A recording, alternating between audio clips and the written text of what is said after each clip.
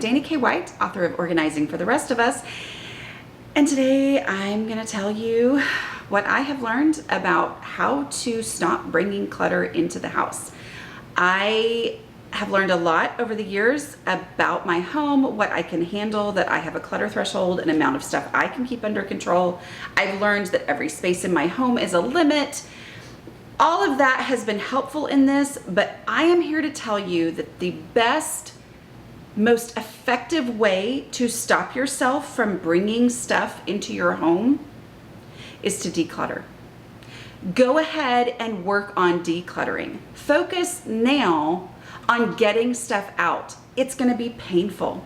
It's not gonna be fun. You're gonna have moments where you think, what in the world is wrong with me? How in the world did I bring this into my house? What was I thinking? And all of that frustration and then the pain of actually getting rid of it, because getting rid of stuff is a huge hassle, right? Getting it packed up, going through the physical effort of loading it into the car and taking it to the donation place, or the psychological effort of making the phone call to schedule to have somebody come and pick it up. All of those things that are super unfun but have to be done when you're decluttering, they're gonna change how new stuff coming into the house looks to you. So for me, garage sales were my kryptonite. I mean, like I was the reason why my house was a mess. I had brought stuff in there, but garage sales were the thing that had enabled me to bring in so much stuff. I love the thrill of a hunt. I love a great bargain. This was at a time when it was really bad for me, when we didn't have any extra money. And so I was able to shop for pennies on the dollar, never knowing what I was gonna find and never knowing what I thought I needed, whatever, okay? So I would bring this stuff into my home and it just made things worse and worse and worse. Well, as I started decluttering my house, I got rid of so much junk that I had never used, that had ended up being, all those feelings of, things being a huge hassle, or those frustration, feelings. It meant that when I went to garage sales, yes, it took some of my joy away, but it kept me from cluttering my house, because I could identify that right there is either the exact same thing I just had to declutter from my house, the exact same thing I moved 50 million times before I realized, oh wait, there's no room for it here, or I never did need it in the first place, whatever. I could identify things as future clutter because of the negative, frustrated feelings that I felt when I was decluttering. So there's some value in those feelings because they change how new stuff coming in looks to you. Make sense? Okay. So here's an example for you. My husband and I have some friends who recently moved. They were living in the country and moved to town. We fairly recently moved from town to country, and so the friends had said, hey, come over, see if we're wanting to sell a bunch of things, we're wanting to get rid of some things, come over, see if there's anything that you want to buy. So we went over, which is super fun, right? Like, I love that. But we went over and I was really proud of myself. So we went over 2 different times. One time we went to go pick up something that we had said we were gonna buy, but they needed to use one more time. So the first time, we bought an outdoor heater because I had been looking at those online, pricing those, planning to buy one this fall. We bought their garden tiller because, I'm super into gardening now-ish. But I definitely, hey, we could pay this much or we could rent a tiller for the same again, year after year. So we decided to buy the tiller. So we bought those 2 things from them and I was so proud of myself. Well, we went back to go pick up the tiller that they had needed to use one more time before they moved. And he said, hey, everything on this table, my wife says, is free. Everything on this table is free. Y'all, that's the word. That's the word that used to get me more than any other word. Free. It's like my favorite word, right? And I looked, and this is someone who had really cute stuff. And my first reaction, because of all the decluttering that I have done over the years, because I now live under my clutter threshold, because I understand that my kitchen cabinets are containers, they are limits, and I already have in them what I need, my first reaction was, I don't need anything from there. Okay, that's huge for me. Like, for that to be my reaction, if you would have told me that 15 years ago, I would have been like, who is this person you're talking about? Like, really, it's crazy for that to have been my reaction. But I did then see that they had these, a set. Oh my word, look how pretty they look in the light. Look, a set of cobalt blue glasses. This is my favorite color. I love these things. I love anything that's this blue glass. And I thought, well, I can't say no to that. And I said, you know what? It's okay. I have a little room on my mug shelf. So I am just going to put them there, and then anything that doesn't fit, I will get rid of some of my older mugs. I will just do that because I know that if something's gonna come into my house and my house is gonna stay under control, it has to have a real place. And for it to have a real place, I have to remove something to make room, okay, if there isn't an empty space there for it. Got it? Okay, so I decided I am going to get the blue glasses. Okay, I'll do that. And then I saw these. And they're in all different colors. Okay? They're in all different colors, bright colors, and they're plastic. And I was like, you know what? We now have a larger outdoor space. We entertain outdoors a lot more.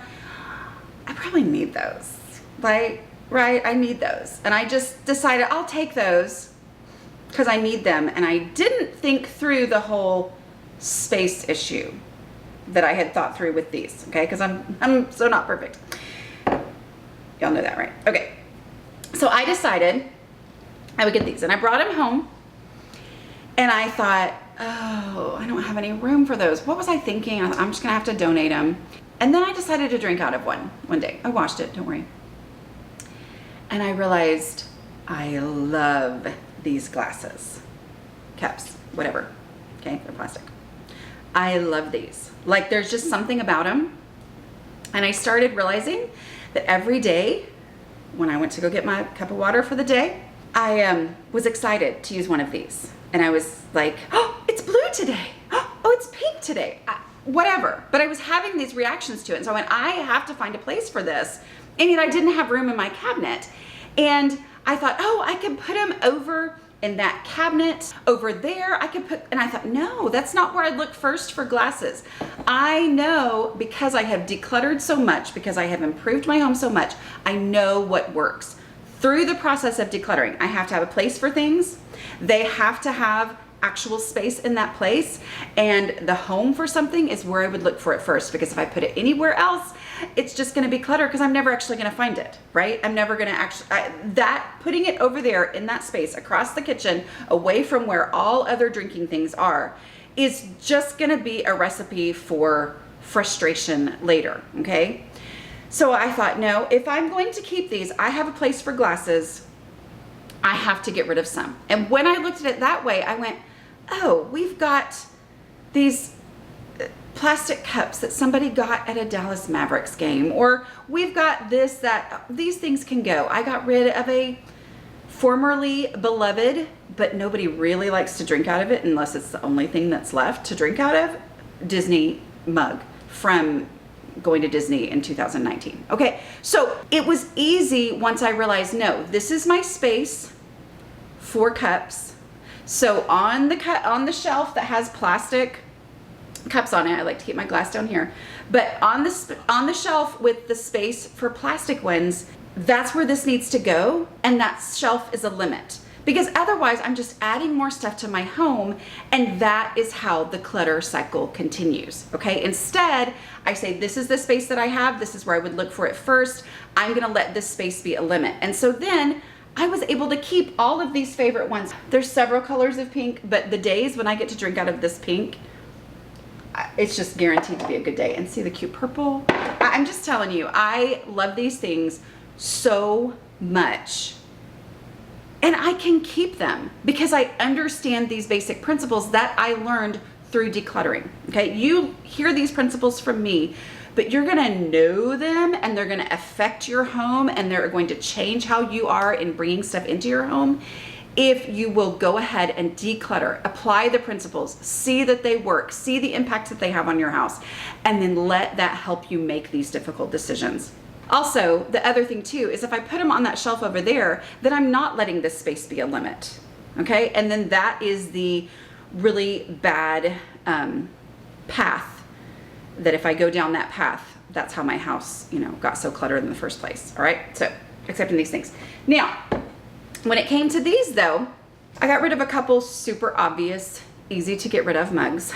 And then, as my daughter was putting dishes away, she said, hey, there's not enough room for mugs. So I said, okay, well, get rid of the worst ones because I have those blue glasses in there that I really want to keep, and we have to have the space for those.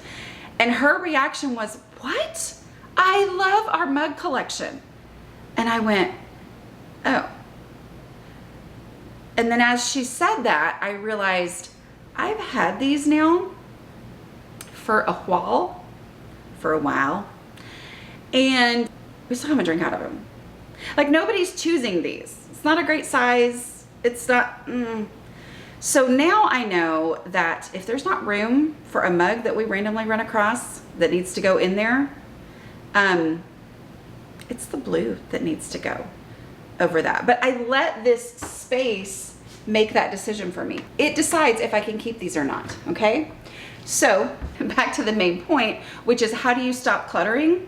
Well, first you declutter.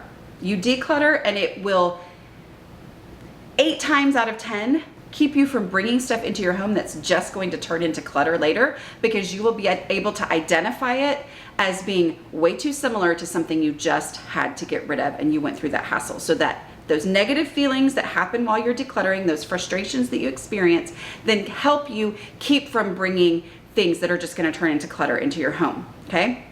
But also, when you do bring something home, you go through the action of giving it an actual place in my house, which means if it's going to have an actual place and there's not empty space in that actual place where I would look for it, then something else has to leave in order to create the space for this item.